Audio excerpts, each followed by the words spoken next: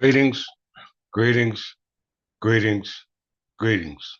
It is I, your king, King Clifford Jefferson, a Senator Godfrey, the fifth contraband Jew, son of folk, the reincarnation of King Edgar the Peaceful, which we know as Jesus Christ, which we all know as the King of Peace. I'm here with another marvelous lecture today. Today is November 18th, 2023, which is in the Berber year 2973. This lecture today that I'm going to do is in regards to a platform known as the House of Awakening Minds under the auspices of Tarik and Pamela. Forgive me for saying the name. Let me just get a name real quick. I think I have it here.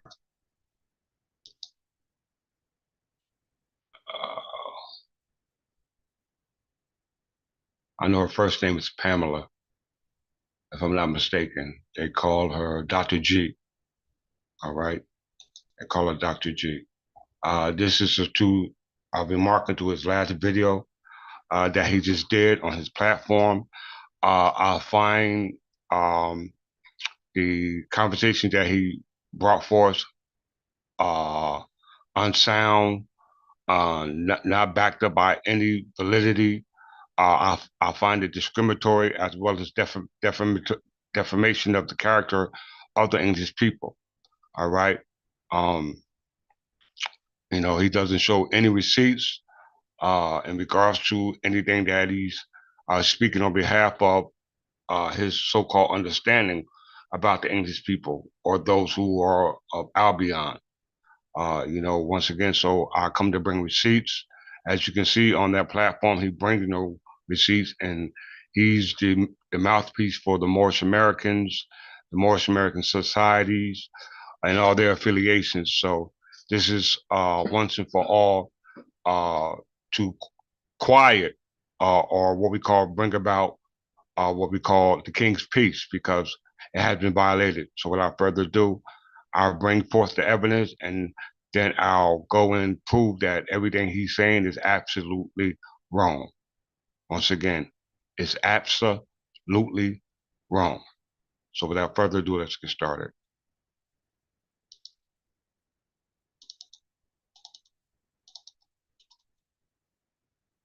All right, as you can see, this is his platform. Grand Sheikh Tarik Bey, Dr. G, the continual preparation of the miseducation of the Negro. That is the topic. All right. First of all, he's all over the place. All right. Dr. G don't know what's going on. She's only agreeing with him for a lack of understanding, but just because it's on her platform, they must sound good for their public. But the public is just as ignorant as he is, because his proof or his presumption of evidence is coming from an Oxford dictionary. Okay, without knowing a thing about the Oxford origin or where the Oxford dictionary originated from. All right, he has no clue. So once and for all, this is not to degrade the man or to degrade the sister, but it's to inform the people of the ignorance and unconsciousness that you all are under as a result of your lacking to do a better understanding of what's being presented to you. All right, so let's get started.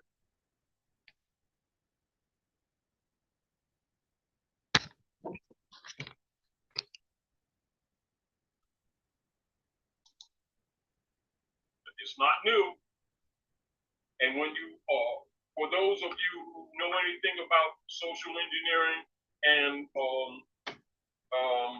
Darwin, etc., and the argument presented under the naturalist with the hybrid European evolving from the so-called monkey, it's not really an evolved from the monkey. It's a hybrid. Write this down. Heterogeneous hybrid. This is why in your older Oxford dictionaries, and this is a more modern Oxford dictionary, in your older hybrid dictionaries, I'll give you reference so you can do the research. Or in your older it's got to go pre-60. He hasn't shown one reference. He's speaking about the 1600, right? He's speaking about the time era of the 1600, of the time where the Oxford Press was printing out a dictionary in regards to those who were studying in Oxford, because this is where the learned ones, or those who profess to know the law, went to for their degrees. All right. So he's mentioned an era that has nothing to do with the origin of where Oxford University or the history in regard to English people come from. You're making your whole remark based off something you read in the dictionary promulgated by somebody who does not have anything to do with the English history or the English ancestry, origin going back to Anglo-Saxon burghers. All right. Because remember, one of the things they do, they constantly alter the books so that the people can't find out things. Because your older books have a lot of the knowledge. And you'll see at point 8 in your linear entries in hybrid, you'll see them saying, we Englishmen at best are but heterogeneous hybrids. Repeat. Linear entry at about number 8. Oxford Dictionary, pre-1960.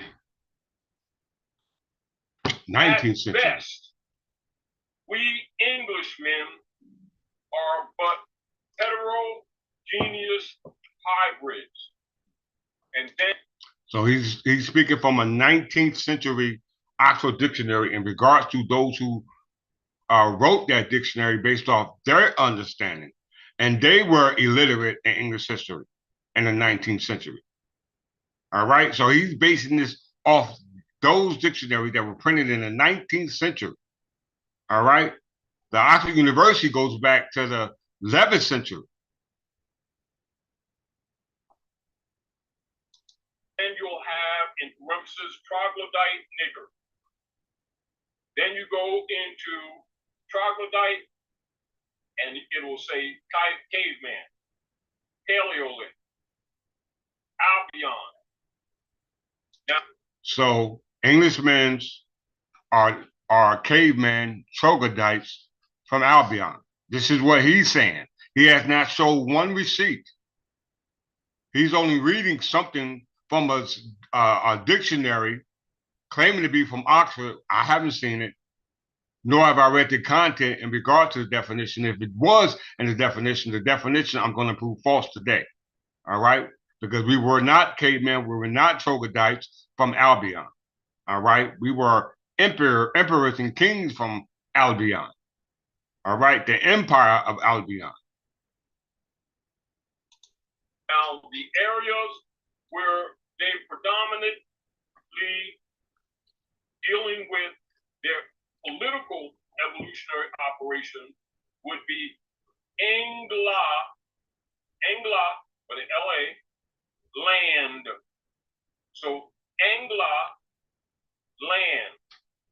Angla is where you get the term angle, or the land of angles. All right? So the land of angles is now called England. Are we clear? Also, the ancient name before we called it England, or the land of angles, is called Albion. And the hybrids, that was their major place that was set for them. Yes, it's called Albion, and they were referred to as Albus or Albion, which means Paleolith. And so the Paleolith that they tell you in history, with the Neanderthal, etc., the Paleolith, this is why here, before the takeover, we used to also refer to them as paleface. That comes from Paleolith. So they were trying to, from a standpoint of the reconstruction, the history that we've been given is to kind of say that there was a progression from this when it was actually simultaneous, that we were the Homo sapiens that were more modern, and they were coming up alongside us as some other kind of They are hybrids. Right. Yes, see the hetero. That's why I'm giving you reference so you can do research. Heterogeneous hybrids. So in the Bible, English. Those have been the ones that they refer to as behind the rock. The lepers. Yeah. Now the rock. Now the rock will be talked about in. So the English are lepers. All right. Those from Albion, i.e., the English people, are lepers. That's what they're saying. They were not of darker complexion. This is what they're saying. Had not shown one concrete proof. All right. Term as the Caucasus Mountains. Right. That's the rock. And this is why some people, not knowing the real history, refer to them as Caucasian. That would only actually apply to some, not all, but those who were mainly in the caves. All right, that would be the heterogeneous hybrids of the Pongidae, heterogeneous experiments. And Mama Callie, when I was listening to you all, she was mentioning. All right, that's enough. All right.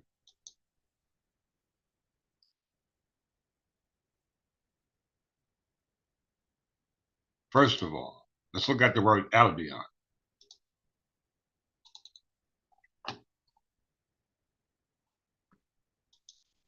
On the family crest and coats of arms. You can't use the name loosely.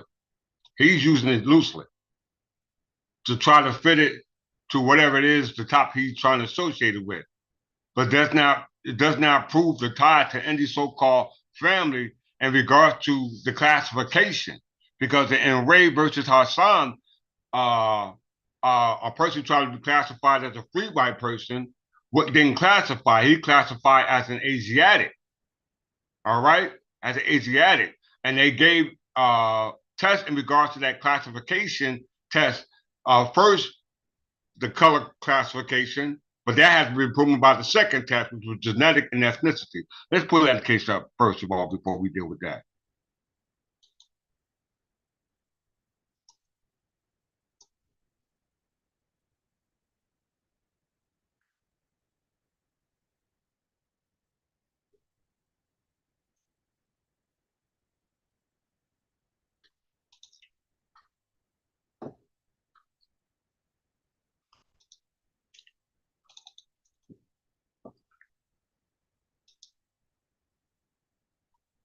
Because he said Albions are English, or those from the Angles, or those from the Albions were pale face. That's what he said. All right. This is the decision from the Supreme Court case. All right. Real quick. Two cases. This one, Enray versus Hassan, and then United States versus Bhagat Singh Deen. All right. Two cases. I'll read them real fast.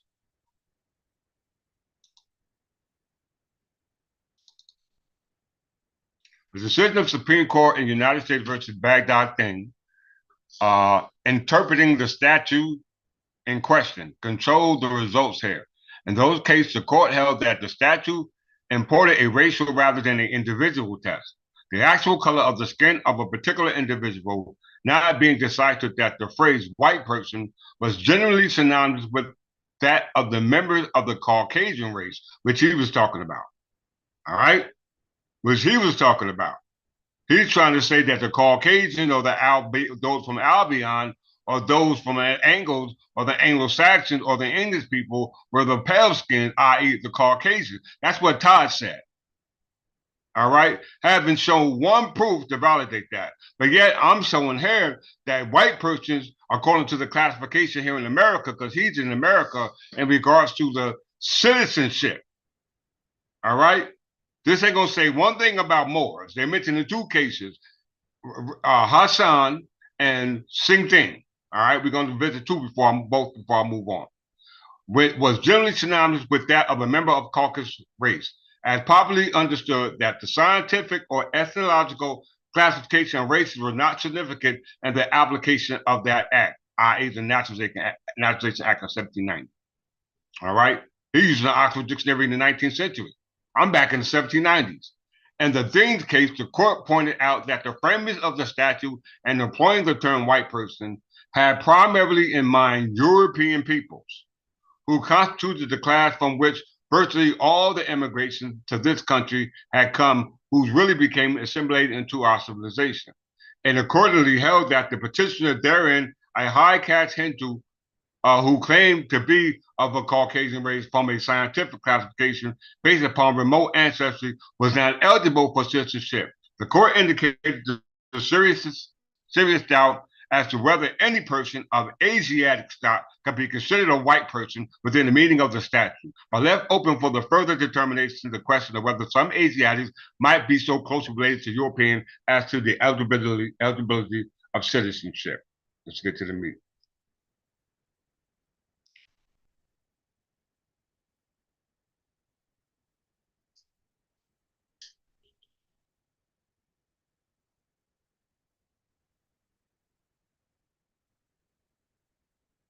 Right here.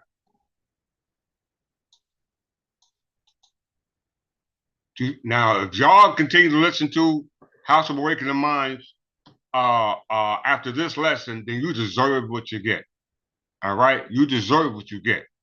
To summarize the approach which must be followed in deciding whether a particular person applying for citizenship is a white person within the meaning of the statute as interpreted by the Supreme Court, it is necessary to determine the first particular group of racial subdivisions to which the individual belongs.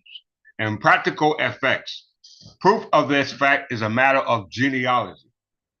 An individual who presents an aberration from the color of skin, the group of which he is a member, such as light-skinned Chinese or Japanese, or of dark-skinned Anglo-Saxon. I didn't say pale-skinned Anglo-Saxon because the Anglo-Saxons were the English people. Does not thereby acquire a different status under the act from other members of his group. Of course, when an individual applying for citizenship has a skin of a different color than is usual for a member of the group from which he claims to come, a strong burden of proof then rests upon him to show by the usual methods of proven genealogy that he is in fact a member of that group. After the individual has been traced into his group, the second question which the court must answer is whether the member of that group as a whole or white person as Congress understood the term in 1790 when it was first enacted by statute. In deciding the latter question, the test is not how the group in question will be classified by ethnologists who have made a study of racial origin, but rather what group of people then living in 1790 with the characteristics then existed were intended by Congress to be classified as white person. Applying this principle, the court finds the petitioner is an Arab, i.e. Asiatic, and that the Arab are not white person within the meaning of the act. Okay? So Todd, you don't know what you're talking about.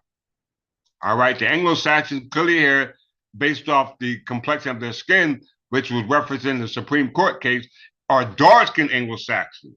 All right? So why are you calling them pale skin without even showing any reference? Yeah, you can use a reference based off somebody else's identification, but we don't identify ourselves with what somebody else identifies. Why? Because that's the Scottish interpretation of who we were, blonde or pale skin. All right? We're English people. We're dark Anglo-Saxon Berbers. Let's go here.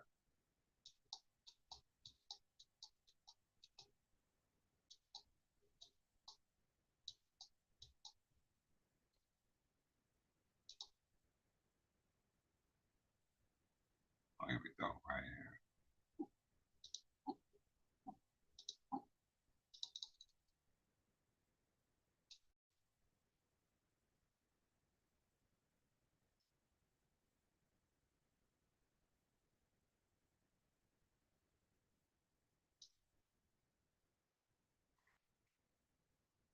Once again, I'm showing you proof.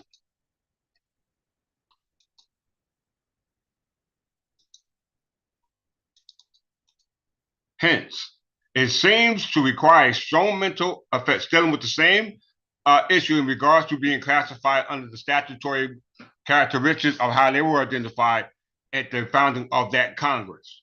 All right? The founding of that Congress.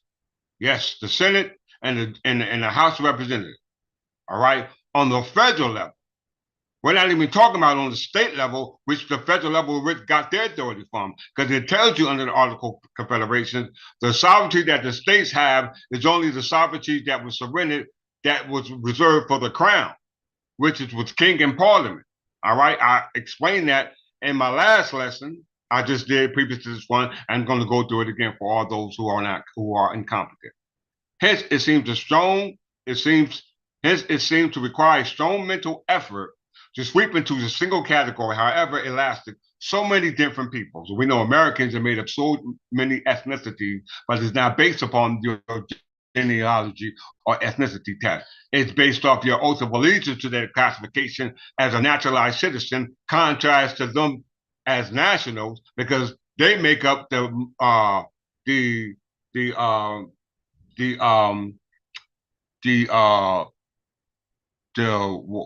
I want to say this, the superior class, the superior class. They make up the superior class as free white persons. All right. So it says Europeans, North Africans, West Asiatics, Iranians, and others all the way to the Indo-Gangetic plains and uplands, whose complexion presents every shade of color except yellow, from white to the deepest brown or even black. But they are grouped together in a single division because their essential properties are one, i.e., the color of their skin. Their substantial uniformity speaks to the eyes that they see below the surface.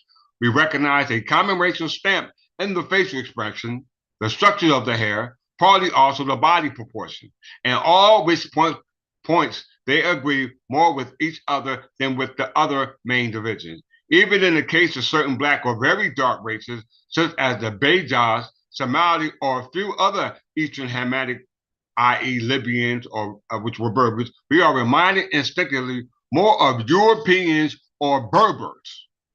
So those people classified as Europeans on that European continent in regards to establishing some type of genetic or ethnological test in regards to those classifications based off the singularity, they refer more to them as Berbers than of Negroes, thanks to their more regular features and brighter expressions. All right?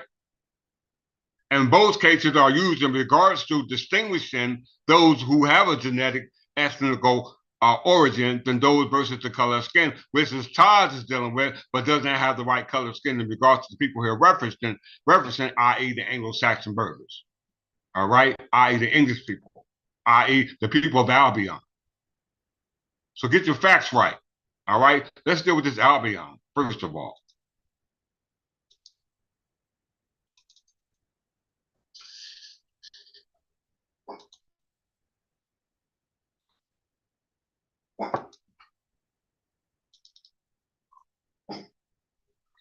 English or England. All right. Early origin of Albion in England. The Sir Albion was first found in Shropshire, where they held a family seat as lords of the manor. The Saxon influence of the English history diminished after the Battle of Hastings in 1066. They're going to what we call the Norman Conquest. You don't know anything about that, Taj, at all. So how could you know the origin of the name Albion? You're making a presumption. And that's discrediting the English people. All right, before they were invaded by Northmen, Vikings that were of those Scottish and Irish descendants. All right, because we know that the Scottish and the Irish, which originated from the same people, are descendants from the Northern, Frankish, Carolingian, and Merovingian descendants. But you don't know that history. So how could you claim to be a competent teacher of the people, but yet have so many followers? It's the blind leading the blind. Okay. Scottish.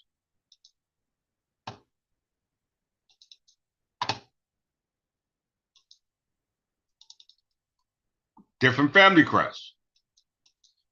On the Scottish west coast, the Albion family were born among the ancient Dairidian clans. Their name comes from the sons of the blonde ones, or son of Alpine. So now this is what you're talking about. That's what you're talking about.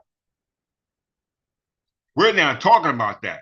We know that the England and Plantagenet crown were those who were ruling the territory called Normandy before 1066, when William the Conqueror invaded, under Fulk V, the ruler of Jerusalem, who descended from the house of what we call Engler.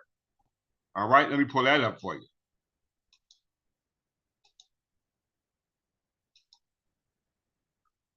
See that right there? Fulk.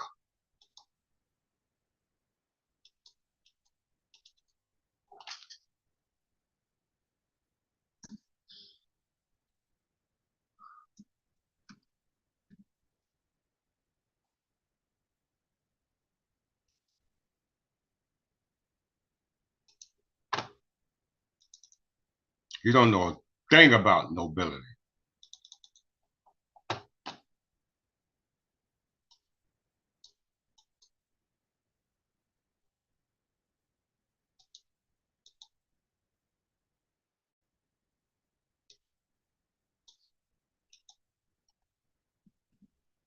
Folk.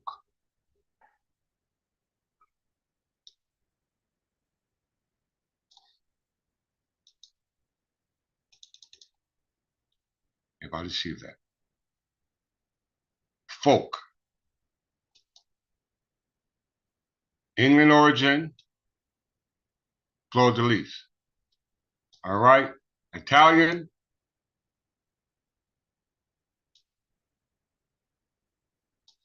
Germany. You see it here. Same one, as you can see, on Albion. All right. Same thing you see on Albion. So let's look at it in England, because I'm not from Germany or Ireland or Italy. All right. I'm from England.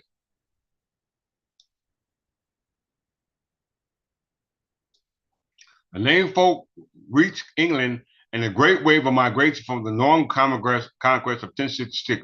It is based on the Norman personal name, Folco. The line of the name descends from the noble house of Folco Nera, which held the title from the Count of Anjou of Normandy. All right, go down a little further.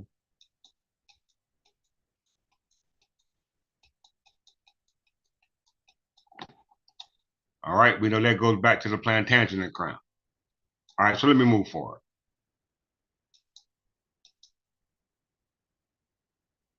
Okay, I can do with that. All right. So now Albion.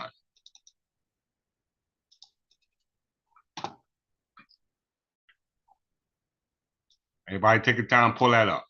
All right? Pull that up. We went to the origin of the name.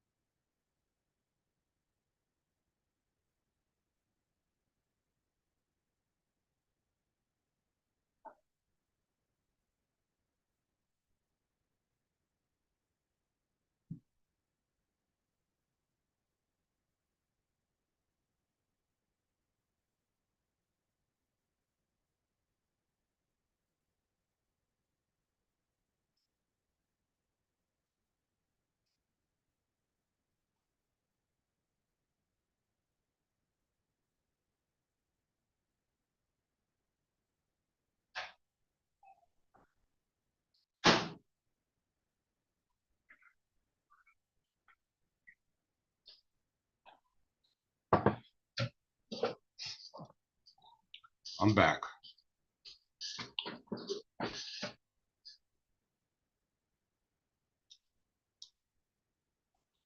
Albion. Albion is an alternative name for Great Britain. The oldest attestation of the toponym comes from the Greek language. We know in that Greek, so we can care less about that. It is sometimes used poetically and generally to refer to the island, but less commonly than Britain today. The name for Scotland in most other Celtic languages is related to Albion. Alba and Scottish Gaelic, Alban given Alban, and Irish, Nablin, Ben, Manic, and Alban, and Welsh and Cornish. So they have many translations for the name. But when you can associate the name with another group of people that didn't call it that, all right? That's Taj's problem. You throw the baby out with the bathwater.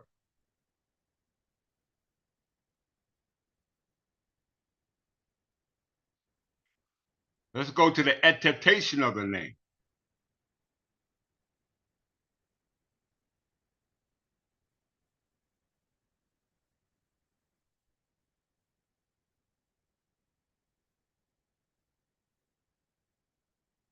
All right. The attestation, the proof. The proof. It said in 930, the English king Æthelstan used the title Rex et primicerius totius Albionis regni, king in chief of the whole realm of Albion. His nephew, Edgar the Peaceful, styled himself in 970 totius Albionis imperator augustus, August emperor of all Albion. All right? So the English kings, or the Anglo-Saxon, or the Angles, whatever you want to call them, were the kings of Albion, going back to time immemorial, where Taj have no idea what he's talking about, back up into what we call the Middle Ages, because the Middle Ages starts with Richard I, according to the courts. Richard I, son of Henry II. All right, son of Godfrey V, Caravan Jew.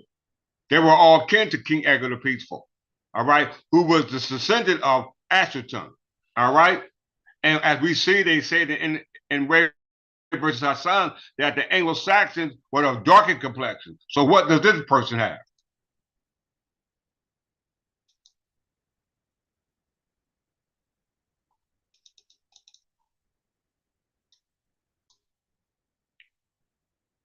So what is Taj talking about?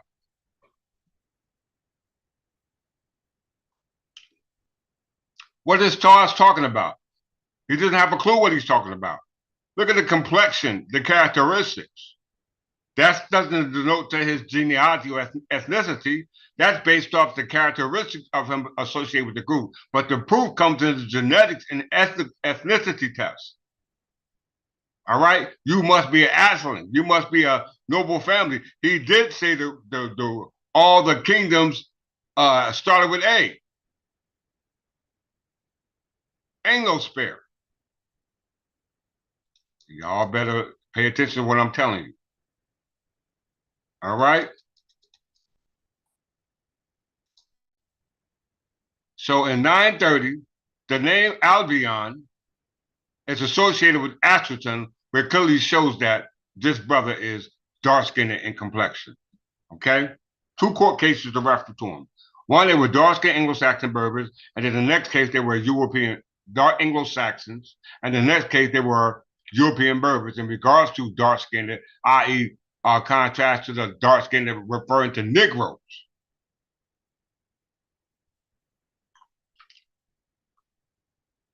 All right. They also make reference to Albion, which is the title imperator augustus to Jesus Christ. Our Jesus Christ, yes, King of Peace, King Edgar the Peaceful, where I'm the reincarnation of. All right? This is our Jesus Christ. Don't pay attention to the depictions they want you to presume that it is. Look what's in Oxford, also stained glass window in Oxford Chapel and Oxford University, where the Oxford Dictionary was printed from Oxford Press, that he's trying to use to prove his point.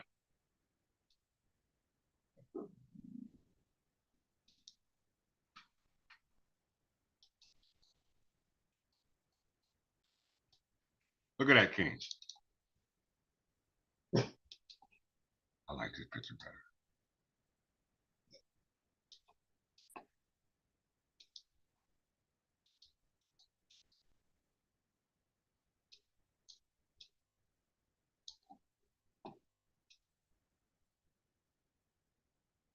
Look at that king. Look at me. Look at me, y'all. Look at me and look at that king. I had my locks. All right. The name Jefferson means peaceful. His name is King Edgar the Peaceful. This is the emperor of Albion. So how could that have anything to do with pale-skinned Europeans?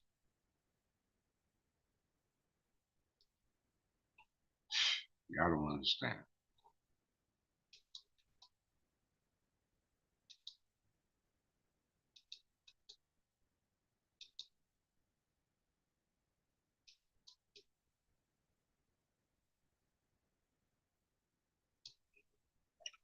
Edgar in the second-tier royal window in the mid-15th century chapel All Souls College in Oxford.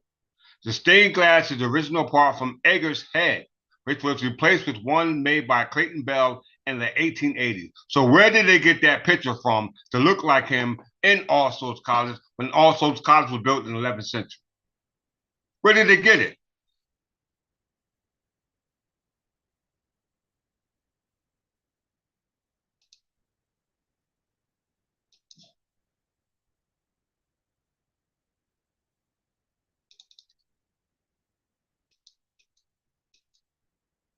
All Souls College, College of the Souls of all the faithful departed. All right, that's what October is about. Honoring the saints, the martyrs. In England, unique to All Souls, all of the members automatically became fellows. University of Oxford.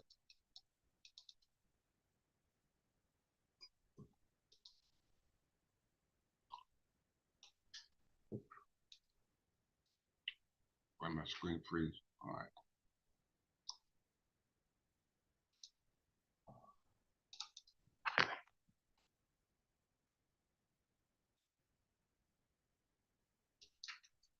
The University of Oxford is a collegiate research university in Oxford.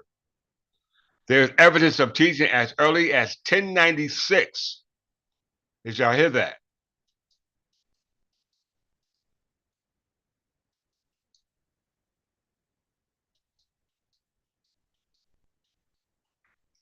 It grew rapidly from 1167 when Henry II banned English students from attending the University of Paris. Henry II, the son of Godfrey, the fifth Count of Anjou, son of Fulk, ruler of Jerusalem, where my name descended down from. All right? It was chartered also by Henry III.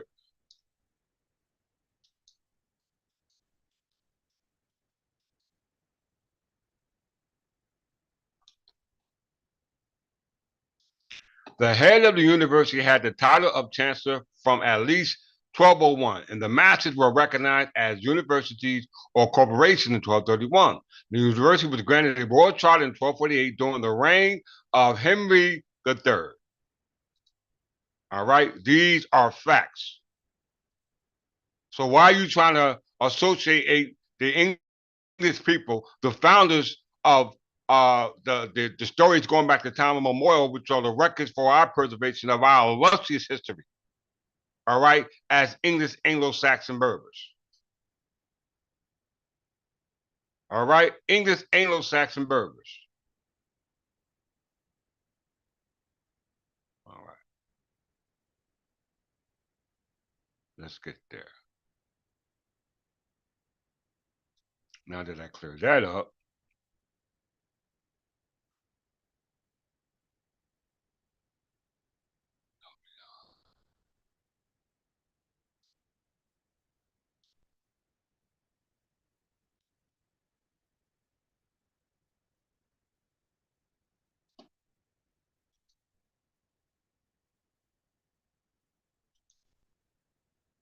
so everything we do here at the English Third Temple Church of England is in honor and in patronage and in allegiance to King Edgar the Peaceful, i.e. Jesus Christ, which I'm the reincarnation of.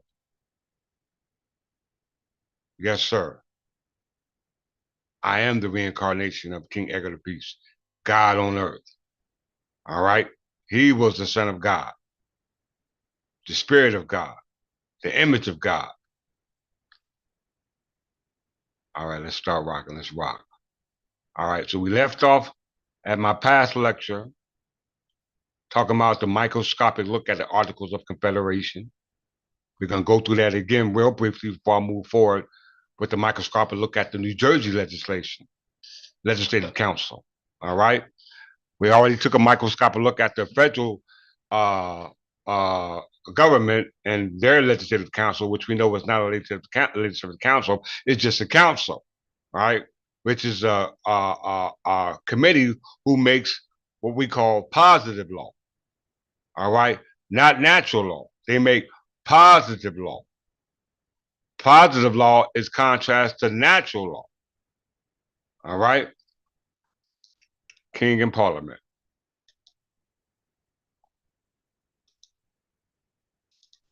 I'm going to move fast, everyone.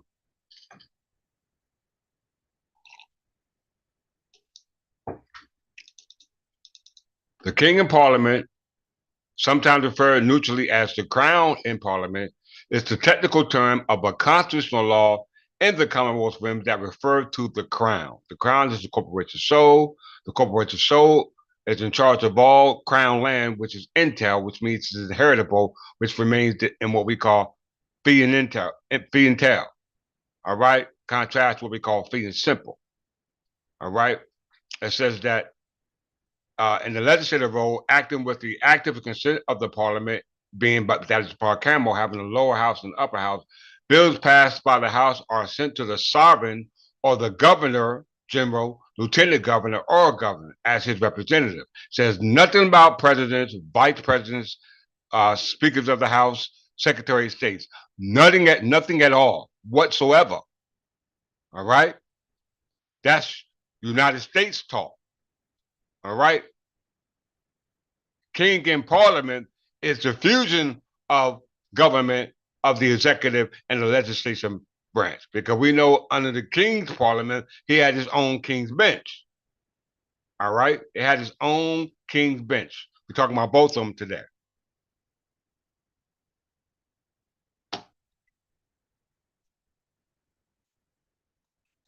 King's Parliament was based off the concept of a crown as part of Parliament and related to the idea of a fusion of power, meaning that the executive branch and the legislative branch of the government are fused together. All right? They are fused together, the executive and the legislative branch. Very important. Excuse me.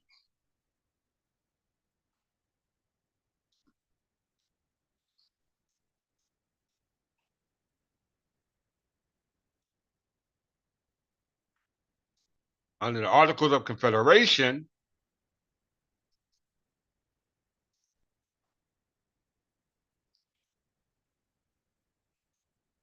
y'all should be scholars about that. I'm done with y'all. The Articles of Confederation, if we read it at the basis or the syllabus of this instrument, it says the Articles consciously established a weak central government.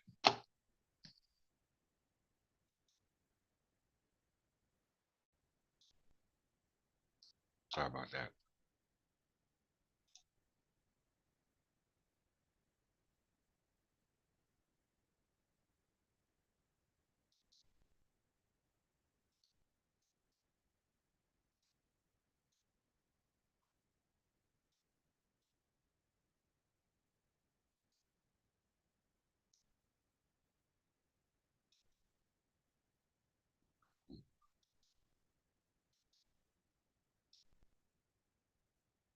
One more for y'all to see it. All right, right here.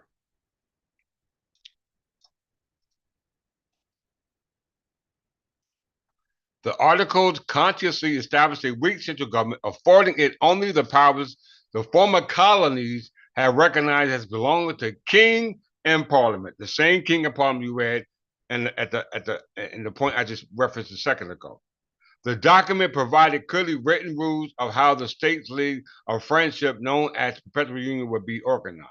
So the only powers that were surrendered in lieu of the sovereignty that the states had as prior to being states as colonies was the power that they recognize as belonging to what we call the king and parliament. All right. And those are known as what we know as the royal prerogatives. All right. The royal prerogatives of parliament, because parliament had what they call a legislative council. Parliament had a legislative council. What is a legislative council? A legislative council or one of the legislative chambers of a nation, colony, or subnational division, such as a province or a state. It was commonly used to label unicameral or upper house legislative bodies in the British former colonies. However, it had also been used as designations in non-Commonwealth nations. A member of the Legislative Council is commonly referred to as an MLC. In the United States, a legislative council has a different connotation or denotation or a different meaning, and it means a council within a legislature which supervises nonpartisan support groups or staffs. All right. The history of the legislative council contrasts to that of council under the English Empire, which became the British Empire under the British government, from House historians all the way from James I to Queen Anne. Is in the British Empire, the authority under which the Legislative Council had been constituted have varied. Some under royal prerogatives, all right, under the King and Parliament, others by acts of Parliament, that goes back to the English Civil War when there was a war between the King and Parliament, and some by commissions and royal instructions by those given by the King or Parliament to those now called royal governors or governors, now called presidents, vice presidents, etc. Particularly unicamerals of the upper house and bicameral legislatures were judicially many members which were appointed by governors rather than elected and were given the designation as legislative council. These are ex officio members. Ex officio members under the United States and the states' legislative council, because they're not legislative council because they don't operate under the royal prerogatives as mentioned under the King and Parliament, all right, which was based off a fusion of power, all right, a fusion of power when you're talking about King and Parliament. Y'all must remember that. So we deal with that the federal government, let's deal with this New Jersey state legislature. Okay.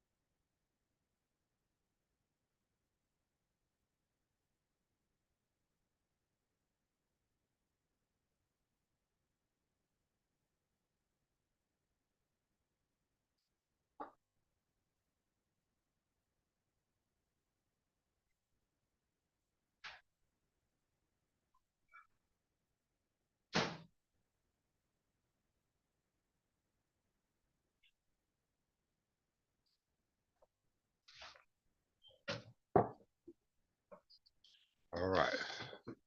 Royal prerogatives. And you can't say, Todd, that the royal prerogatives of the King of England are not still functioning today, because we can prove it in the United States case that was done in 1933. All right, let's revisit it. United States Fidelity versus Carter.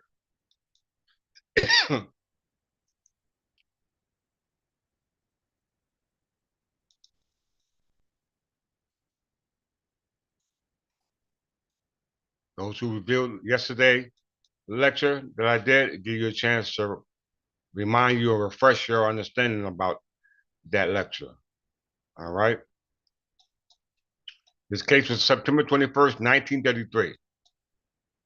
The time ever you making reference to the English people or the Anglo-Saxons or those of Albion as being troglodytes. Todd, you saying these people are cavemen. You're saying the dark-skinned people, as referred to as Alpha's, the great son, Æthelstan, were a troglodyte, pale skin, and I clearly showed that he was a dark skin, and case law refers to them as being dark skinned. So in the eyes of evidence, who is right and who is wrong? Who is right and who is wrong?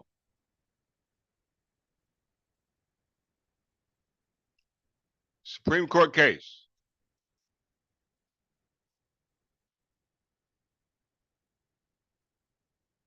Of New Jersey, not the federal Supreme Court, because the federal Supreme Court falls under the Judiciary Act of 1789.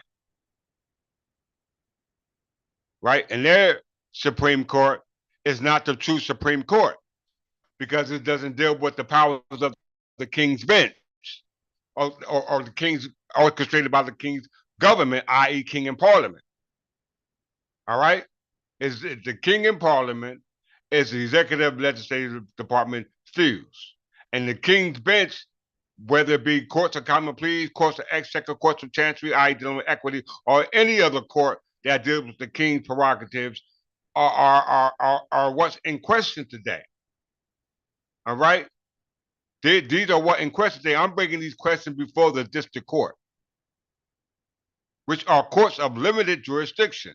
They're only courts of review, not courts of original jurisdiction. If you want to sit down and talk about this, to bring some clarity, not just to you, to the people, then come on my channel, or I come on your channel, or any other channel that want to entertain these arguments. Because whether you entertain them or not, or somebody else entertain them, they're being entertained in the courtroom. So this is not just for you, Taj, or any other field. This is for all those who are in those chambers or in these courtrooms, whether it's on the federal or state level or municipal level. It does not matter, because this is the King's bench that's speaking right now. This is the King's bench. You're hearing it right now. State, preface to being able to find remedy under the King's prerogative in lieu of assumed debt that the so-called state or the federal government, which were a compilation, a compiling of the states in regards to us being assumed to be debtors. All right? Assumed to be debtors. It says from a very early time,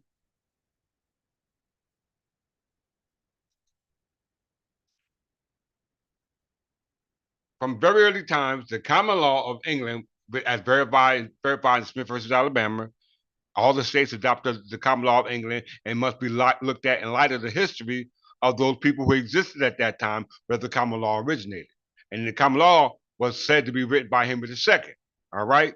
It said from very early times, the common law of England gave, or rather recognized, the king's assertion of right by prerogative to have a debt due to him by one of his subjects paid in preference to any debt due by a debtor to one of his subjects. The right existed regardless of the solvency or insolvency of the king's debtor, and it was not limited to the collection of taxes due of the public revenue. All right, go down a little further.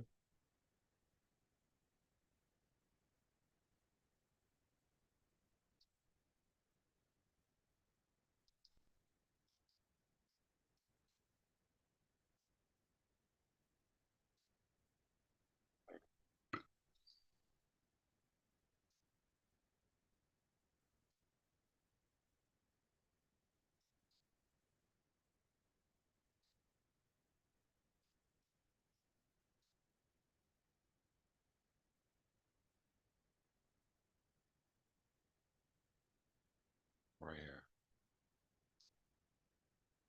Because the Circuit Court of the State of Virginia heard the matter, the appellate court, and then it went to the Supreme Court. And the Supreme Court's contention of the appellant that the court erred in holding that it is not entitled to a preference is predicated upon the following legal premises which it asserts are true. 1. By the common law of England, the king or crown had the right by the prerogative to have all debts due by an insolvent debtor to him, or it paid in preference to a debt due by his or his debtor to any other creditor, who did not have an antecedent lien. 2. By the adoption of the common law in England, the Commonwealth of Virginia succeeded to the right of the king or crown to be preferred in the payment of his or of its debts, and therefore the Commonwealth is entitled to have all of its debts, whatever kind, due to it by an insolvent debtor paid in preference to a debt due by a debtor to any other creditor who has not acquired an antecedent lien. 3. A county is entitled at common law to the same rights of propriety to which the Commonwealth is entitled. This is all crown land. All right? We're not even going to read the rest of that. All right? Because we know where do I want to go.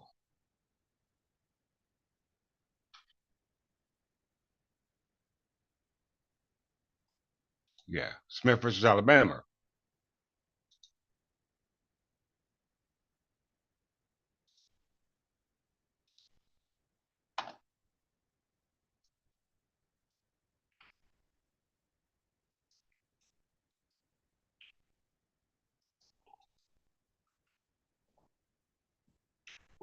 Everybody see this. 1888. There is, however, one clear exception to the statement that there is no national common law. The interpretation of the Constitution of the United States is necessarily influenced by the fact that its provisions are framed in the language of the English common law. And the interpretations of the Constitution of the United States is necessarily influenced by the fact that its provisions are framed in the language of the English common law. I read that twice. And are to be read in light of its history. The codes of the constitutional and the statutory construction, which therefore is gradually formed by the judgment of this court and the application of the constitutional law, and treaties made in pursuance thereof, has for its basis so much of the common law as may be applied in the subject and constitute a common law resting on national authority. You hear that? That's Smith versus Alabama. That's proof. That's evidence. All right? That's evidence. We know king and parliament and the powers of king and parliament under the royal prerogative was surrendered to what we call under the Constitution, now known as the Articles of Confederation, which became the Constitution of the United States of 1789. All right? That Constitution was mimicking the Constitution of 1844. That was the Constitution of New Jersey. All right?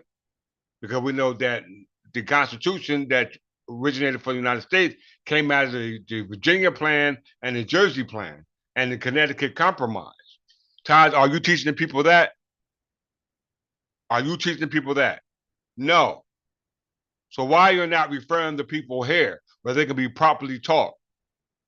All right? Because you got the people thinking that the English people are white people, but they got these names. All right? They got these names. So you think, so the people who got these names, being they white people, are pale skinned people, but the case law says contradictory to what you're saying. But it's actually qualifying what I'm saying.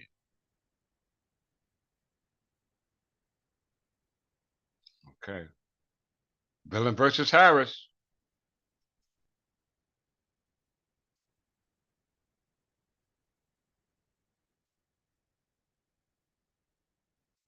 We already talked about king and parliament, right? Which was a fusion of government. We read that in king and parliament, and we read that in legislative council. All right? We read it in king and parliament. We read it in the legislative council. All right? And legislative council, as in a monarchy, is different from a council that's created by the state. All right? Or a committee, or a committee or a council.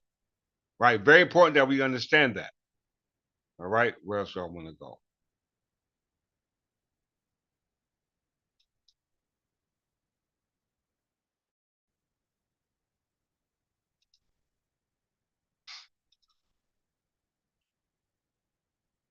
You see New Jersey Provincial Council, which was New Jersey Legislative Council. All right. The New Jersey Provincial Council was the upper house. It didn't say nothing about the lower house of the New Jersey legislature under the colonial rule until it was replaced by the New Jersey legislature under the New Jersey Constitution of 1776. Everybody has to understand what's being displayed before you. The legal term was indefinite, and the authority for which the provincial council under the New Jersey Legislative Council represented the crown. All right, king and parliament, the Senate and House of Representatives, the Senate and what we call which was the upper house. All right, there was no lower house at that particular time, i.e., the House of Representatives. According to their government. All right, because we know their government was created by their Congress. Prior to that, the Congress that were here was Congress created by all three parliaments. Parliament of Scotland, Ireland, and England. And England succeeded them all. It preceded them all and succeeded them all because it was infinite. It was indefinite. It was immortal. All right?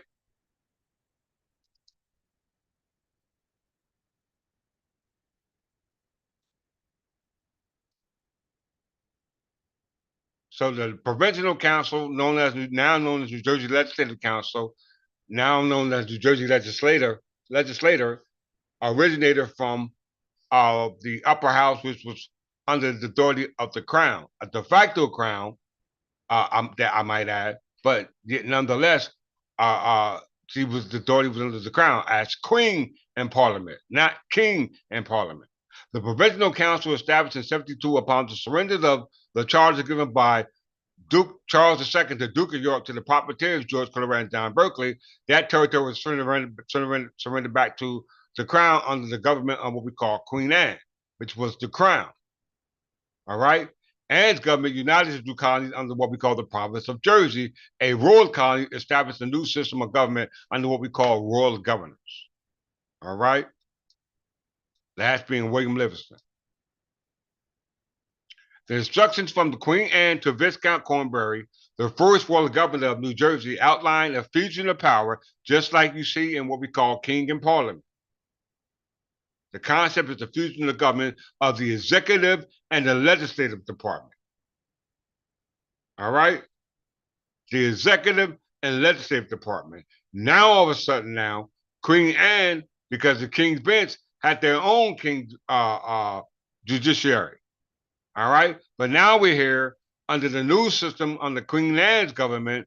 It was outlined still under the fusion of power system, which allowed for overlap of the executive, legislative, and judicial authority. It provided for a bicameral legislature consisting of a council and general assembly. Okay. That's where that came into being. On December 6, 1775, Governor William Franklin prorogued the New Jersey legislature until January 3rd, 1776, but it never met again. On May 30, 1776, Franklin attempted to convene the legislature, but was met instead with an order from the Jersey Provincial Congress, which succeeded the New Jersey Provincial Council, for his arrest. On July 2nd, when they declared their independence from Great Britain, recognized on July 4, 1776, the Provincial Congress approved a new constitution, and on August 13, a new legislature was elected, with the appointing a provincial council being succeeded by electing New Jersey Legislative Council. Did you hear that? These are facts, Taj. These are facts. This is what you should be talking about. Right here. This is what you should be talking about. Why do I say that?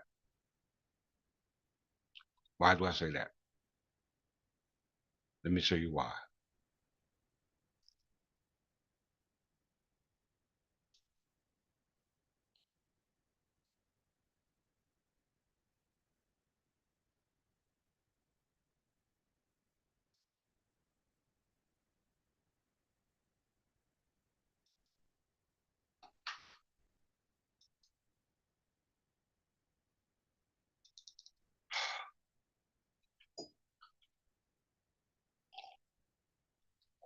Court of the King's Bench. The origin of the Court of the King's Bench, as we know, originally the sole court was the Curia Regis, which was government. Because we know Parliament of England was originated from the Curia Regis, which originated from what we call Wittenmark. So it says originally the sole court was the Curia Regis, one of the three central administrative bodies, along with Exchequer, Chancery, from which the Court of Chancery formed, i.e. equity. The Curia was the king's court, composed of those advisors and courtiers which follow the king as he traveled around the country. That's called an itinerant court or itinerant government. All right, a moving government. All right, moved around the country. This was not a dedicated court of law. Instead, the center created the ducus and partly of what we call Wittenmark or Witten. Its concept was the Curia Regis, Erie Circus staff were itinerant, as I just said. Judges dispensed justice throughout the country, operating on a fixed path at certain times. These judges were also members of the Curia, in which hear cases on king's behalf and lesser Curia Regis. All right? Because the Curia traveled with the king, it caused problems with the dispensation of justice. If the king went out of the country, or as Richard I did spend time of his career there, the Curia followed. Richard I is where the concept of time immemorial originated from.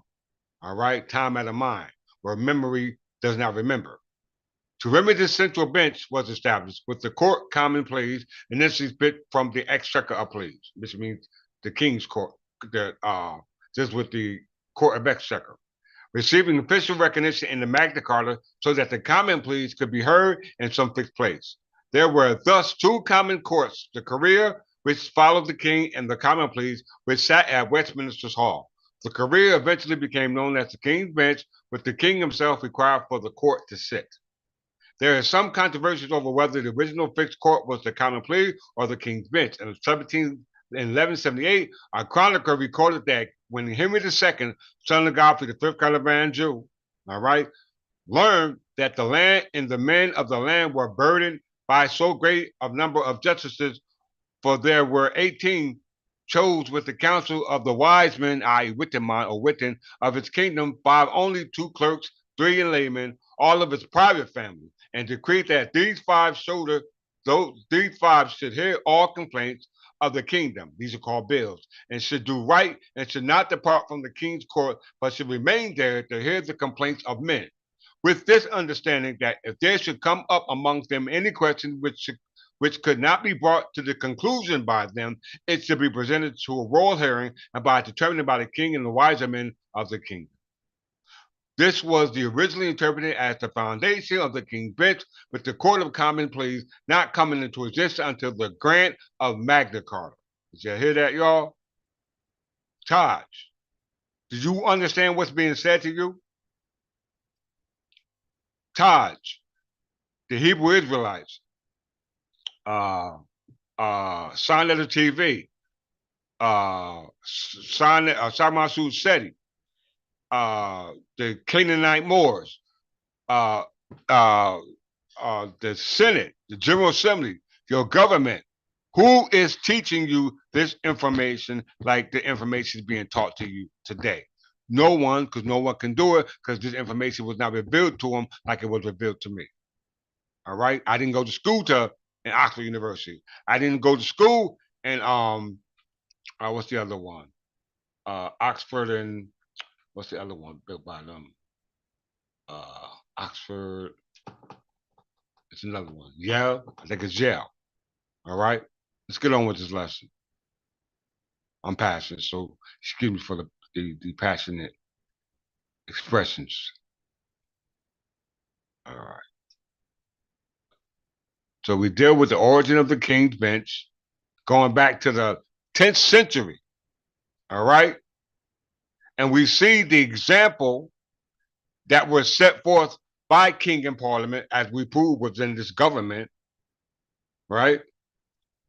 Because it just shows you that the King's Bench goes back to the Curia Regis, which is what we now, in as a successor, was called the Parliament of England, i.e. King and Parliament, which the colonies gave to what we call the Articles of Confederation, which rightfully belong to the king and parliament under the royal prerogatives of the crown.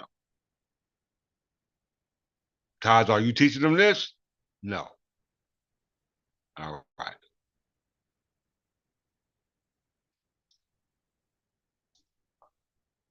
Vellon versus Harris.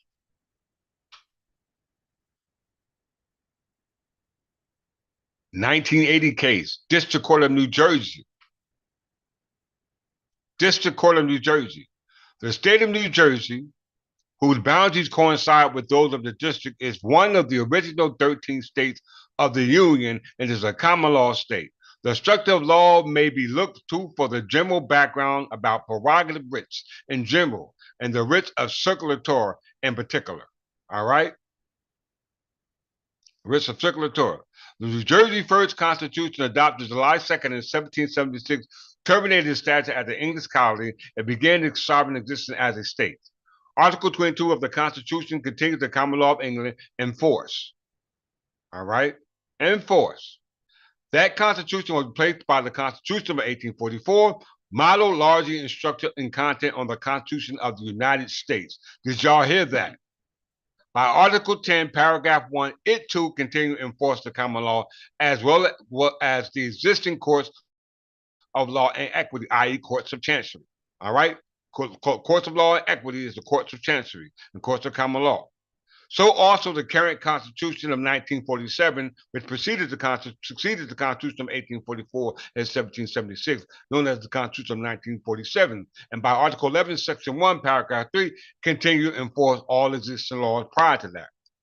It was long ago settled, listen very close, that the former Supreme Court, as established by the Constitution of 1844, was well vested with all the power of the King's Bench, which the legislator was powerless to cut down or to assign to other courts. This principle was established strong in the field of prerogative writs, of which writ of circulator was one most frequently sought. All right? Very, very, very, very important, because to understand that is to show you how I'm playing chess with the court system, and it's checkmate. All right? It's checkmate. The prerogative writs origin under the royal prerogatives of the crown always and was always invested in the King's Bench, which now, according to what we're reading here, was invested in the Supreme Court of New Jersey. All right? Because we know that the King's Bench and the King's government was an itinerant court. It was a moving government. Taj, are you explaining that to the people? No. Is anybody else out there explaining that to the people? No. Is the people listening? No. Whose fault is that? The people. It's the fault. You're the problem.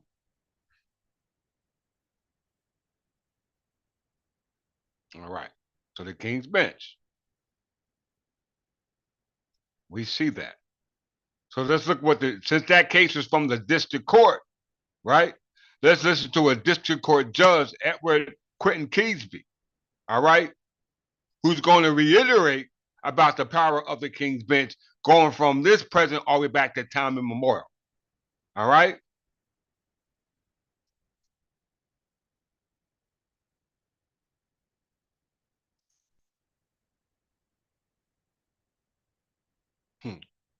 Y'all, boy.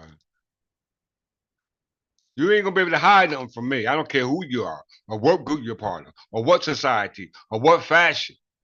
I know who all of you, and you're gonna be judged accordingly. Because the truth is right here. Nobody's gonna be able to say, I didn't know.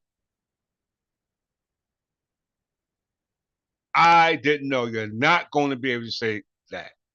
All right? The Supreme Court, according to the district court judge Edward Quentin Keesby, in regards to the time frame from 1661 to 1974. What is it?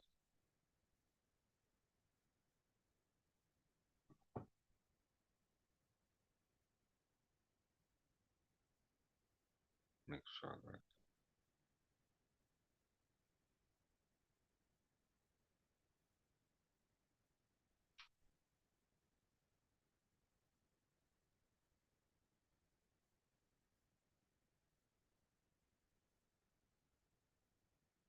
from 1661 to 1912. From 1661 to 1912. We know 1661, it was under the crown, under the provincial council, under the province of New Jersey. All right? So he recognized that. And he's giving you a history about the Supreme Court. All right? It says no definition of jurisdiction of Supreme Court or any of court of or of any of other parts. Let me read that again. No definition of the jurisdiction of Supreme Court or of any of other courts is to be found in the Constitution of 1844. All right. Now we just read Villain versus Harris about the power of the Supreme King's bench invested in the Supreme Court, and that court under the Constitution of 1947, 1844, and 1776 invested the powers of the common law of England. All right. So it says it was the act of the legislature of October 2nd of 1776 by William Patterson. He the one who had William Livingston locked up, that declared that the several courts of law and equity of this state shall be confirmed and established and continue to be held with the like powers under the present government as they were held at and before the Declaration of Independence, lately made by the Honorable the Continental Congress as under the Articles of Confederation. So the seat of the United States government and the Supreme Judiciary of the United States government is in New Jersey Supreme Court, because it's rooted in the Continental Congress as established by the Secretary of State, William Patterson. All right, going all the way back to the province of New Jersey. All right, it said it right there.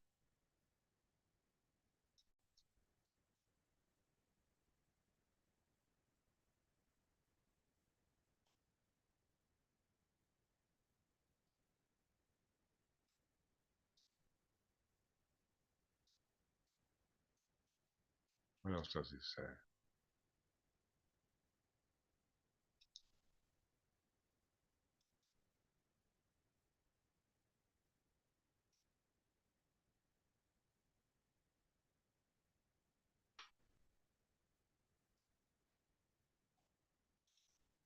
The courts so enumerated were the courts existing at the time.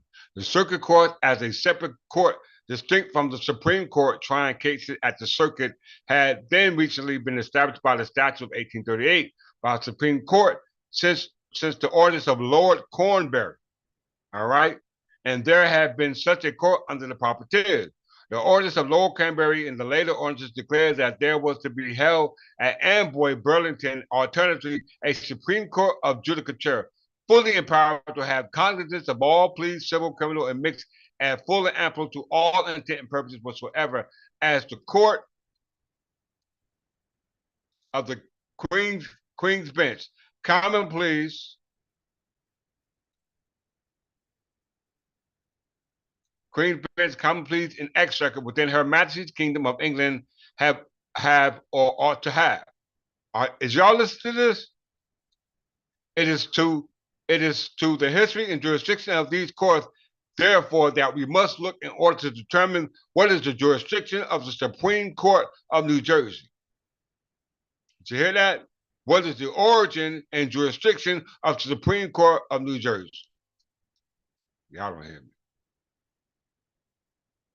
The ordinary Anglo-Saxon courts of a public justice were the county courts and the hundred courts. The business of the king was not to see justice done in the ordinary court, but to exercise the special and reserved power, which a man must not invoke unless he has failed to get his cause heard in the jurisdiction of his own hundred, i.e. county. Under the early Norman kings, there is the beginning of a career regis, but it was at first in the main court only for the great man and great cause. The local courts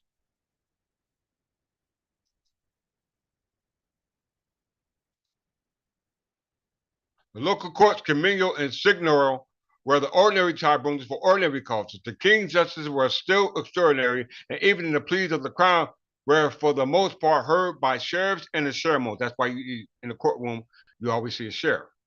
All right, and you have what they call a petition of right, going back to the Edward I of the Plantagenet crown. see Chittum versus Georgia, and see United States versus O'Keefe.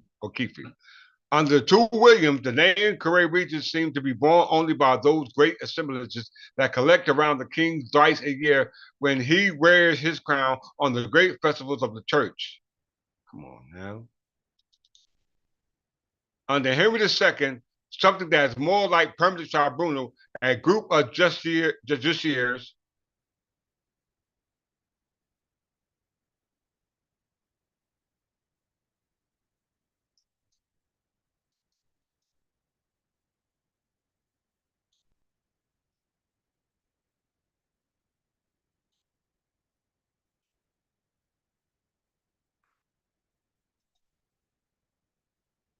becomes apparent. Twice a year, these groups take a name of exchequer, sat around and checker tables, receiving the royal revenue, and audited the sheriff's account and did incidental justice. From time to time, some of its members will be sent through the counties to hear the pleas of the crown.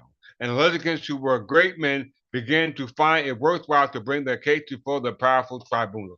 Going all the way back to Henry II, you notice why when you count change, you put it on top of each other. All right, that's called crowning. The monetary system that was existed in England and as well as Great Britain and the United Kingdom was and the monetary medium they used was called the crown. All right, it was called the crown.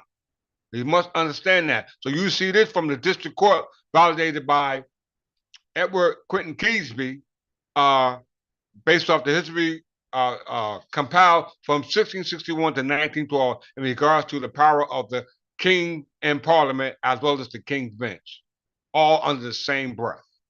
All right, as you read in Villain versus Harris.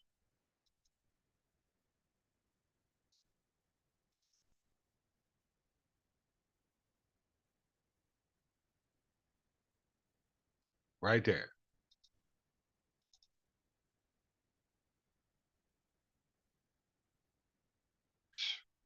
Okay, let's move forward.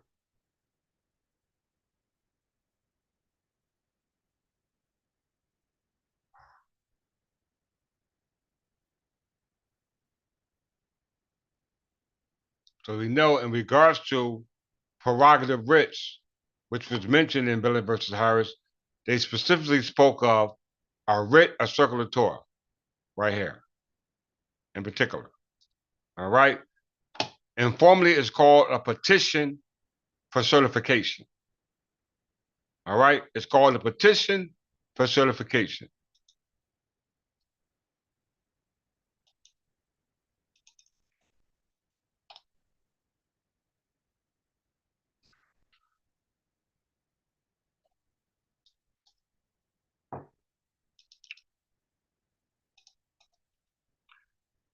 Circulator is a Latin word meaning to be informed of or to be made certain in regards to.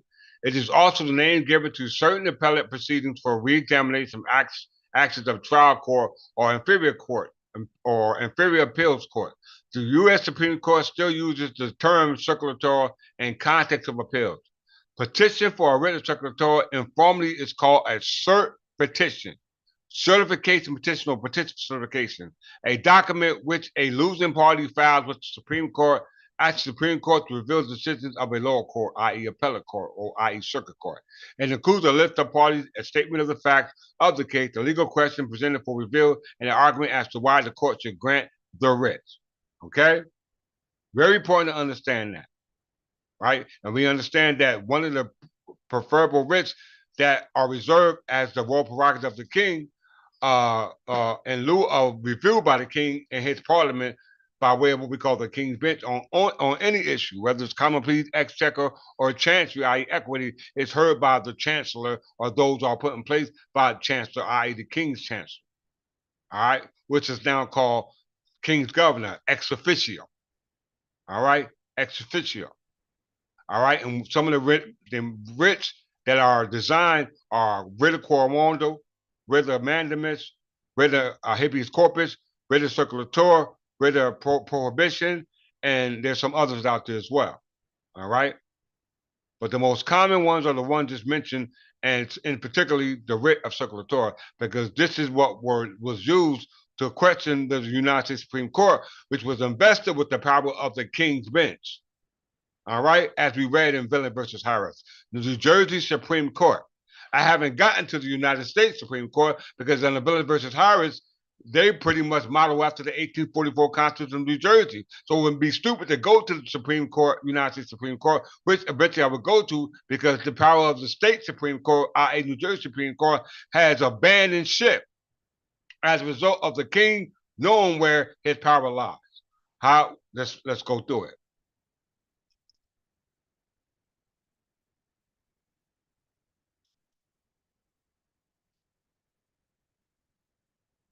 So you got to be able to see with the eyes of fruition, the eyes of the soul.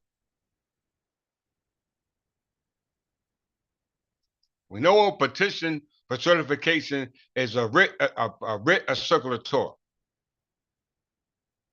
right? A writ of circulator.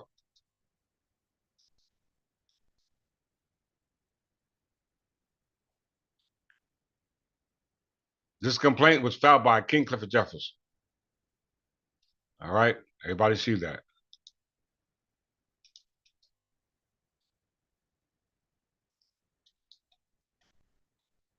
Supreme Court of New Jersey. All right? December 22nd, 2022. You know, Supreme Court is supposed to be in Perth Amboy. All right? Reading Clifford Jefferson versus City of State Department of Health and Biostatistics, ETL, because I'm suing the state. All right? It went to the circuit court, i.e., or the appellate court, which I didn't like the decision, so I appealed it to the Supreme Court.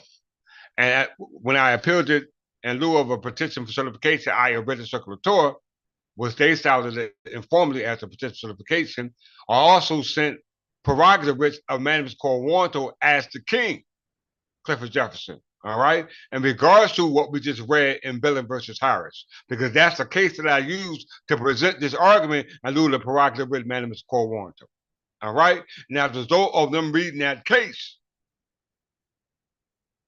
from the district court, which is the court of review, all right, based off what we call federal question. It says here, dear Mr. Jefferson, this office is receipt of your papers dated November 22nd, 2022, and caption prerogative writ mandamus quo warranto. Please be advised that your papers cannot be processed for consideration by the Supreme Court. That's not what Villain versus Harris said. That's not what that case law said, which was brought to their attention.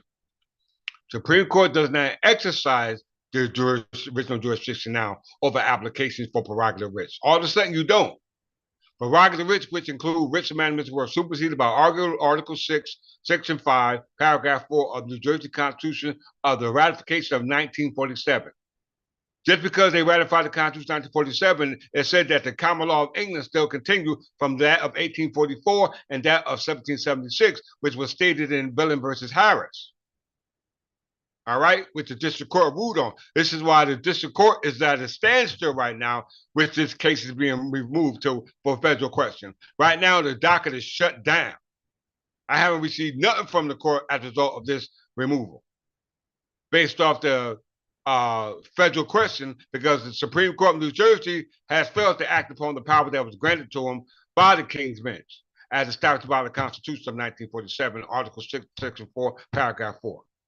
Section 5, Paragraph 4. Under the 1947 Constitution, the appropriate procedure for seeking relief now that was formerly available by the prerogative writ is to file an action in lieu of prerogative writ, which is Superior Court of Law, pursuant to a New Jersey court rule now, Rule 4:69-1. Please advise that your notice for writ of circulator, informally called petition for certification, in support of the document have been filed and your case is pending for consideration by the Supreme Court at the time. Nothing further is required by you. All right?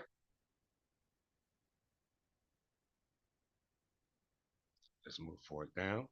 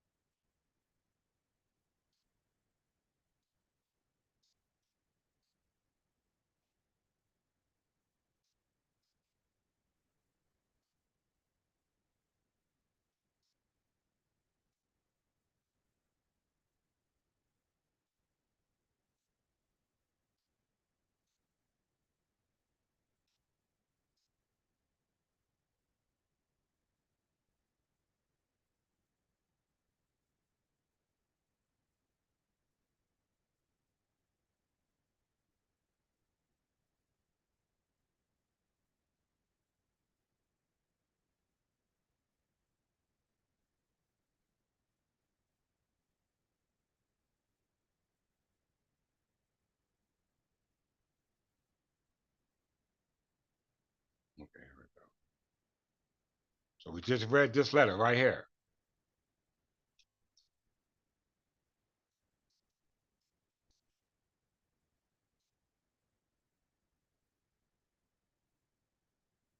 This is the one we just read. The Supreme Court, dated January 13th.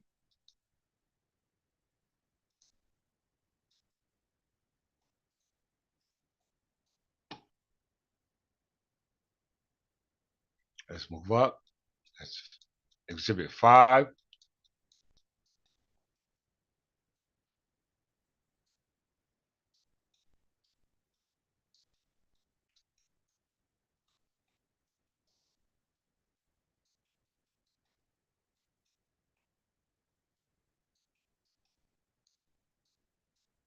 This is the appellate or the circuit court's denial of my appeal.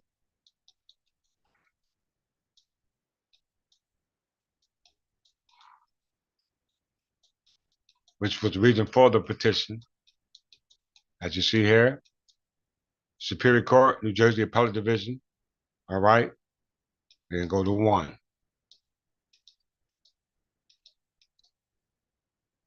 This is petition for certification, which they said they're still considering outside of the writs of core warranto and the writ of mandamus. That was, I demanded them to issue to the defendants on behalf of the right that the king has. But they have abandoned their ship as a result of them knowing that the king is back. All right? Who want to be there when the king comes back to take his seat? Because we just read in Bill versus Harris that the power of the king's bench was invested in the Supreme Court of New Jersey, that the legislature was powerless to separate, but yet the legislature has separated through an act of the legislator by influence of the executive branch on the state level. All right? The governor. All right? It says here, Supreme Court, March 10th, 2023. The petition for certification of judgment, docket number, have been submitted to this court, and court has considered the same. It is ordered that the petition for certification is denied with cause. Witness Honorable Stuart Rappner, Chief Justice, written on the 7th of March, 2023. No written opinion, no nothing. No opinion, no statement of reason, nothing at all. So that tells me something. He's running. He's running. Because I know I got this in my corner right here.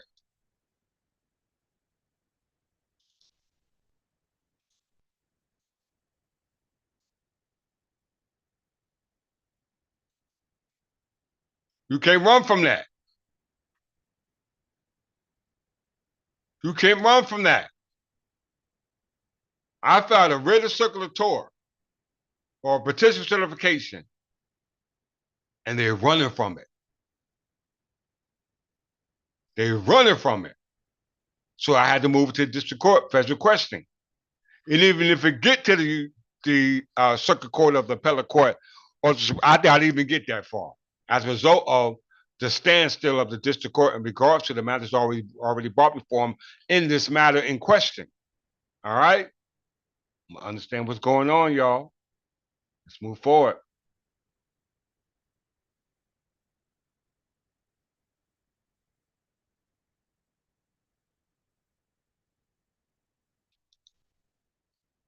All right. The Constitutional Convention of 1947.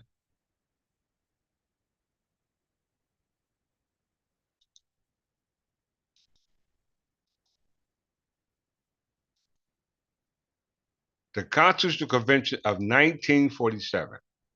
All right? Which took place in Rutgers University, right? Under Governor Alfred Driscoll, under the office of Chief Justice Arthur T. Vanderbilt. All right?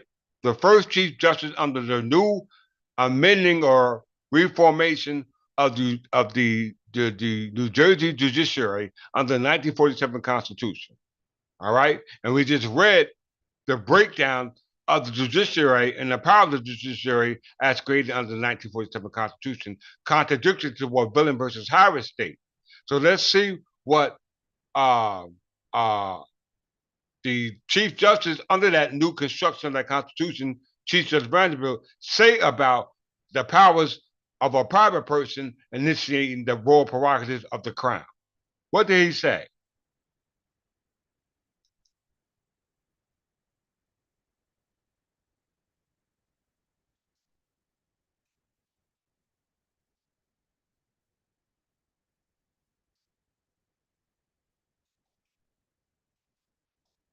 Well, right here.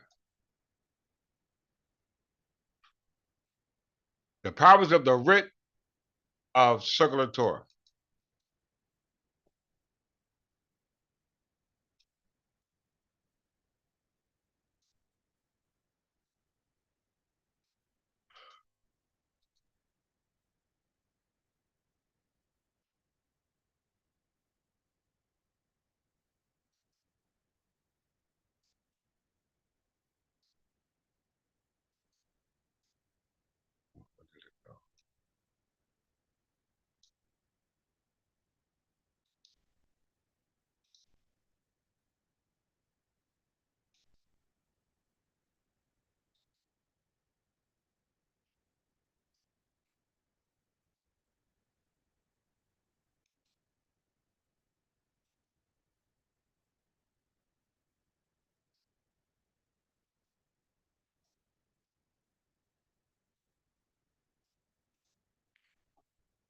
Where did it go?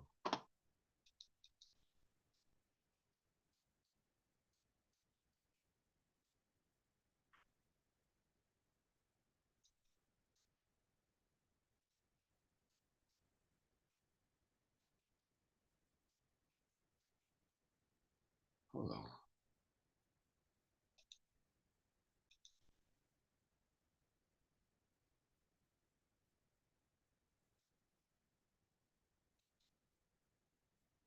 All right. I was trying to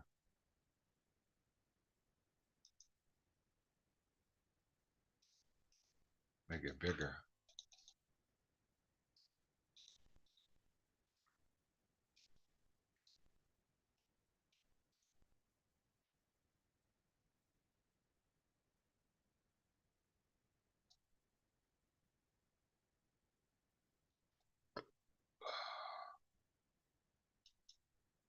$308. Okay.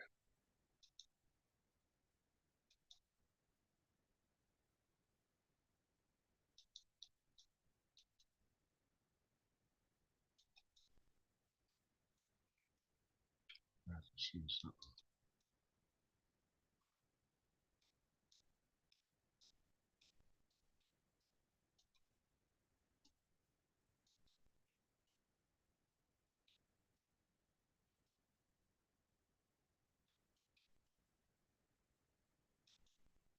Oh, that's right here.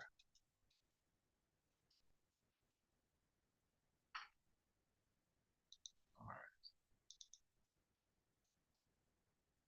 It says, thus, it is habitually used. This is by Chief Justice Vanderbilt. All right, let me make sure show you.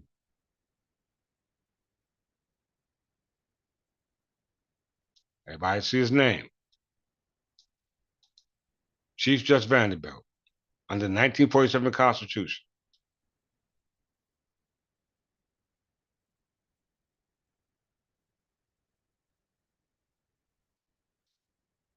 It says, thus it is habitually used in regard to the writ of circulator against unlawful taxation, either the state, county, township, or city purposes, while the remedy has been denied in other states as dangerous or prejudicial to the public welfare. No such evil has been experienced from the use of the remedy, while it has been found eminently salutary and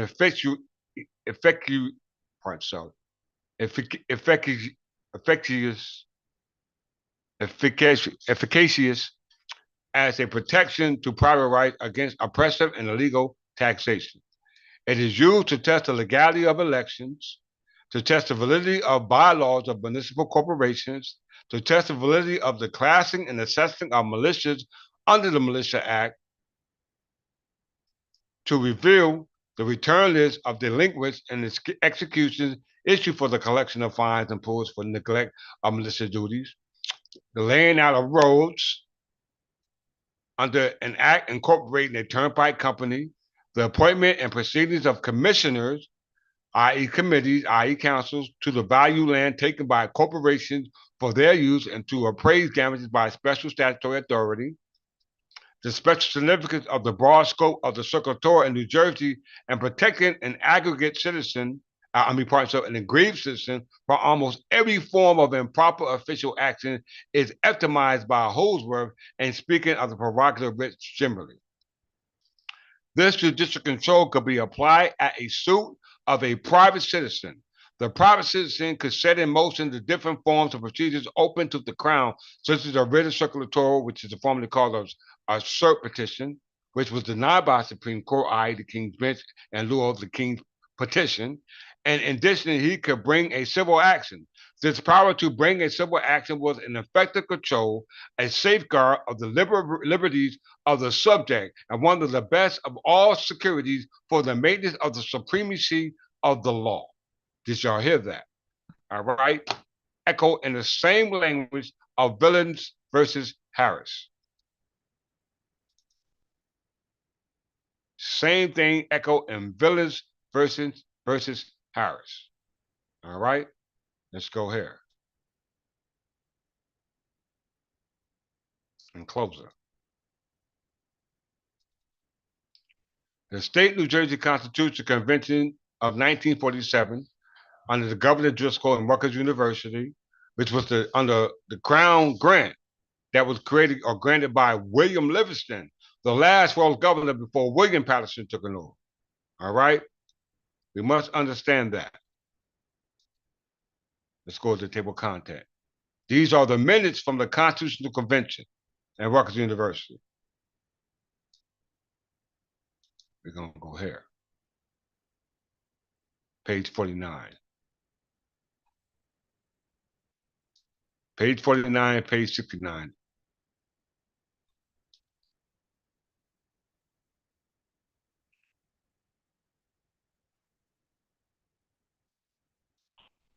All right here.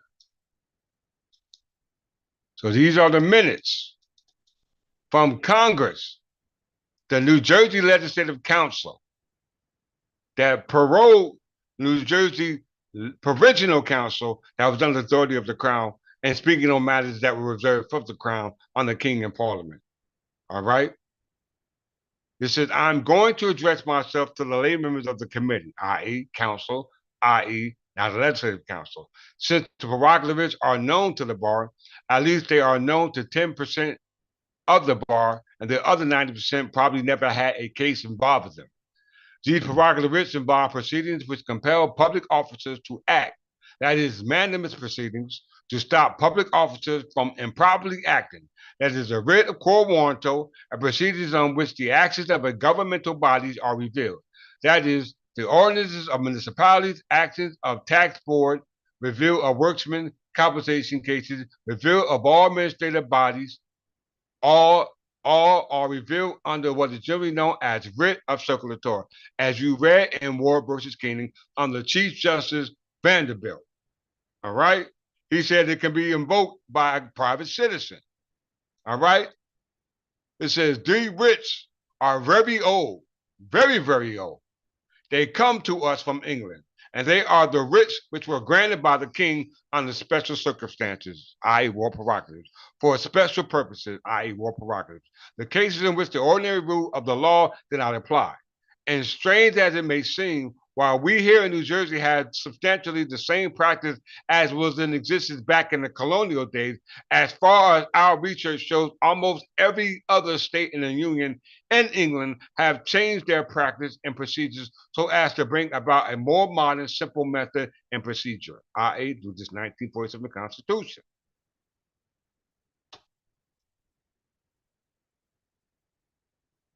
Let's go to page 69.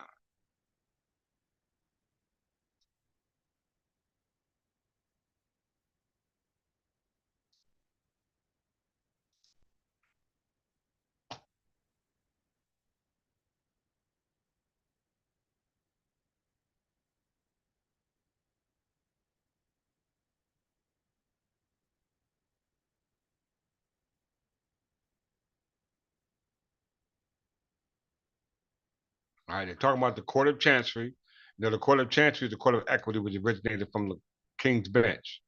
All right. Mr. Schisner states, in effect, at the outset, I would like to take a brief glance at history. Literally, the Court of Chancery came about as a historical accident in the development of English law.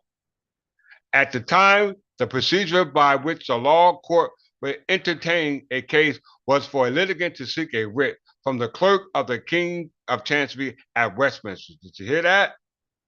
In time, these writs became so standardized in form that unless a litigant could perform a procrustean operation and cut down his case or expand it to match the writ, he literally could have no relief from the court. So the practice developed to go to the king for royal relief because the law courts were inadequate to grant this relief, i.e. positive courts. Finally, the volume became such that the King's Chancellor, a part-time judicial officer, as well as his administrative and physical officer, having taken on the work of disposing of petitions, came to be considered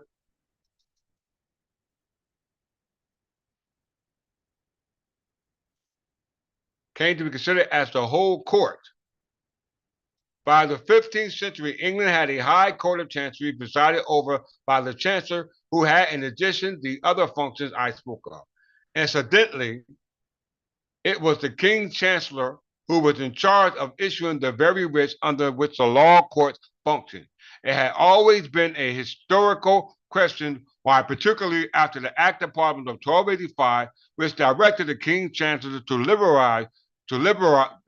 liberalize the writs of action, the chancellor failed to do so, and thereby brought about the very situation which gave rise to the separate courts over which he presided.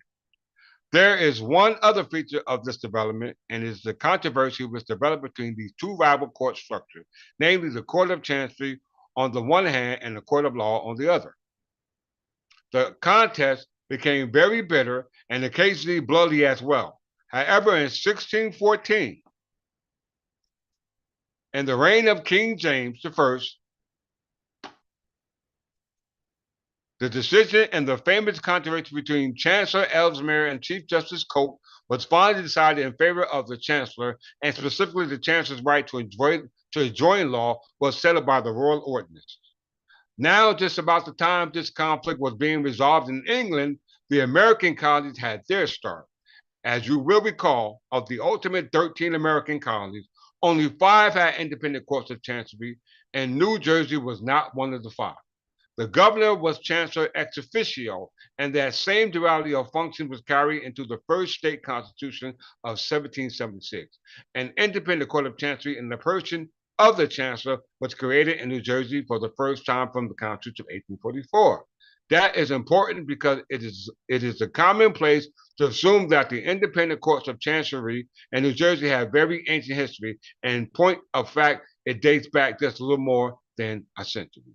So it says that the governor was chancellor ex officio, taking the position of the chancellor, i.e. the king's chancellor, which is part of what we call the king's bench. All right, so let's go to ex officio in closing.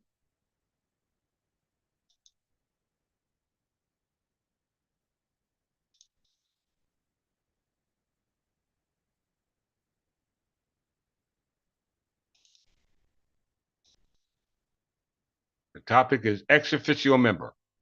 In the United States, the federal government, you hear that? And the United States federal government, the vice president, Pamela Harris, who's in charge of the House of Representatives, the Senate, right, which is the upper house. We know that the House of Representatives, which is the lower house, is represented by the Speaker of the House, which is the one that's got seated, which was Mike Johnson. All right. So they said the vice president of the United States, who also served as president of the Senate, may vote in the Senate on the matters decided by a majority vote as an ex officio member, if the voters for passage and rejection are equally divided. Also, the leaders of the parties in both houses are ex officio members of the House and Senate Intelligence Committee. Many committee chairs in the House of Representatives are ex officio members of subcommittees. Did you hear that? subcommittees. What is a Senate Intelligence Committee?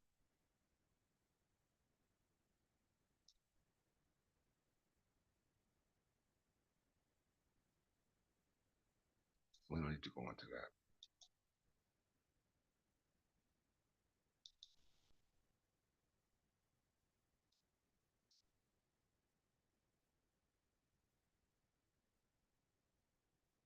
Something else I'm going to read.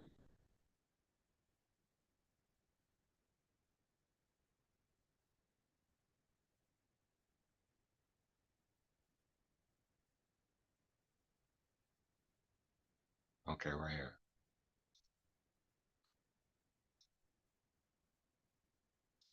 An ex officio member is a member of a body, notably a board, committee, or council, who is part of it by virtue of holding another office. The term officio in Latin means literally from the office, and the sense intended is by right of office, and it dates back to the Roman Republic. According to Robert Rules of Order, which is a parliamentary procedures, which is used by the executive branch and their cabinet, i.e., their chambers or their assembly. The term knows only how one becomes a member of the body. According to the rights of an ex officio member are exactly the same as other members unless otherwise stated in regulations or bylaws. All right. What are Robert Rules of Order? Let's click that real quick. Just in case those who don't know.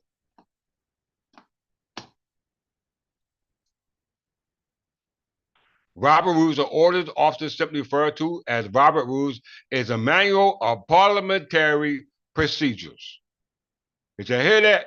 Parliamentary procedures. And they refer to those who are of the legislature known as the board, committee, or council. Once again, a board, committee, or council. So they're no longer in the category of a legislative council.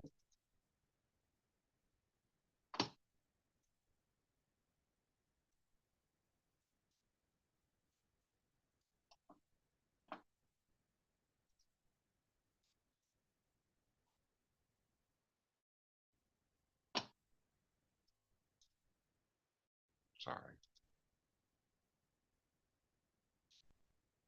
So they're no longer, or you can no longer look at them as part of what we call a legislative council, because the legislative council is legislator or one of the legislative chambers of a nation, colony, or subnational division, such as the province or state. You know that the nationality is not a factor in America because under the Naturalization Act, it just deals with the color of your skin. All right? And they just told you right here, and point blank, for everyone to see, you can either close your eyes, but you close your eyes, you can hear me. It says the United States, a legislative council has different connotation, and it means a council within the legislature which supervises nonpartisan support staff. So that means that they're not operating off what? A royal prerogative as king of parliament or parliament, but they're operating by some commission under royal instructions, and the royal instructions are not royalty. All right? Those instructions fall under instructions given by those heads of the department or heads of state. Let's see. Royal instructions. Legal status. In closing. Royal instructions were commonly used legal instruments of British imperial law used in governing the empire colonies. Royal instructions delegated to colonial governments the legal capacity to exercise the crown's royal prerogatives and set out the limited conditions which the prerogatives were to be exercised. The royal instructions given to the colonial governor were one of three documents normally used for constituting the government of a colony, the others being a letter patent, order of the council constituting the office of the governor or commander-in-chief, and the governor commission obliged him to follow instructions that were received by the privy council of London. Which takes me back to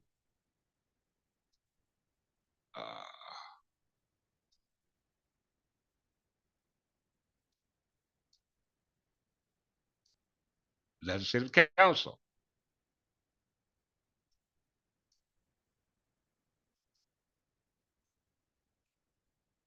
Legislative council, y'all. All right. So in closing, where is it at? Yeah. Articles of Confederation verifies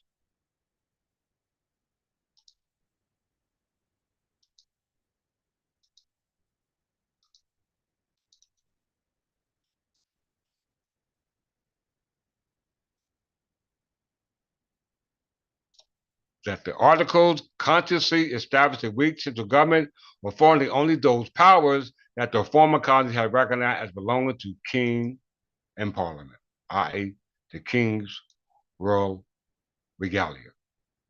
So there you have it. You can't get no clearer than that. Todd, you need to humble yourself because you're discrediting the English people, the English history, the English custom, the English national language, with no proof to validate anything you say. And all that you teach it to, that blood is on your hands. All right?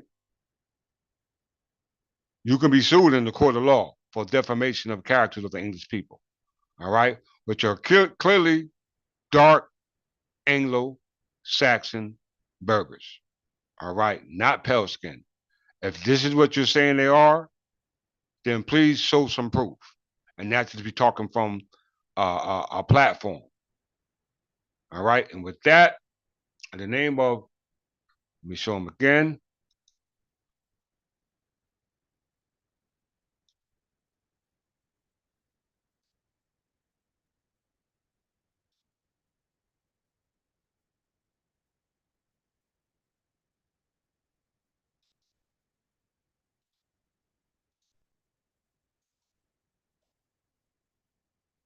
King Edgar the Peaceful on All Souls College and All Souls College and Oxford University. That was built by the Plantagenet crown. All right, Henry II, son of Godfrey V, Count of Anjou. And they are related to Matilda of Scotland, the great-grandmother of Edward the Confessor, the son of Æthelwold Already, the son of our Jesus Christ. All right? Standing on that checkerboard, exchequer. All right? So you don't have a chance in hell. We know exchequer means those are in hell over a claim such as one as this. All right? So all those at the sound of my voice, please go inform everyone at the sound of my voice about what's coming. And with that, I say peace.